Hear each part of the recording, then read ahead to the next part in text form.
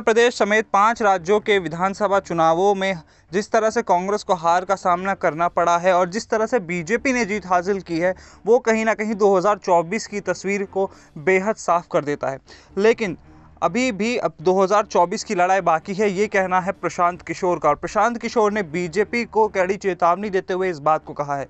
इसके साथ ही प्रशांत किशोर ने ये बात भी कही है कि अभी कांग्रेस पार्टी को और मजबूत होने की ज़रूरत है और अगर कांग्रेस पार्टी मजबूत हो जाती है तो 2024 में कहीं ना कहीं कांग्रेस बीजेपी को कड़ी टक्कर दे पाएगी। प्रशांत किशोर ने इतना ही नहीं, ये भी कहा कि अगर कांग्रेस पार्टी मजबूती से खड़ी होगी तो बीजेपी 200 क्या 50 सीटें भी नहीं निकाल पाएगी। और विपक्ष को मजबूत होना भी चाहिए। विपक्ष इसलिए मजबूत होना चाहिए ताकि एक तरफा वोट ना पड़े। इसी के साथ अगर विपक्ष की मजबूती की बात की जाए तो ममता बनर्जी जिस तरह से विपक्ष को एकजुट करने में लगी हैं, जिस तरह से ममता बनर्जी ने विपक्ष को एकजुट करने का बेड़ा उठाया हुआ है, वो बहुत सराहनीय है।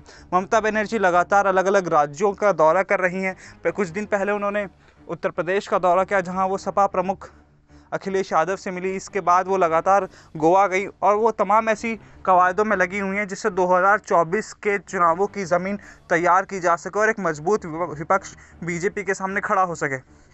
हमने देखा है कि किस तरह 2019 के लोकसभा चुनावों में बीजेपी को जीत मिली थी और विपक्ष बिखरा हुआ नजर आया था, लेकिन विपक्ष को इतना फ़ायदा उन चुनावों में नहीं मिला।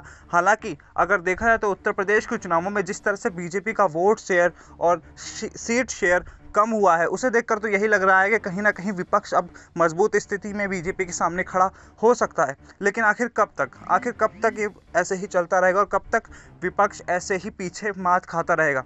तो देखने वाली बात इस मामले में यही रहेगी कि ममता बनर्जी की कोशिशें कितनी रंग लाती हैं, ममता बनर्जी के काम कितने रंग लाते हैं।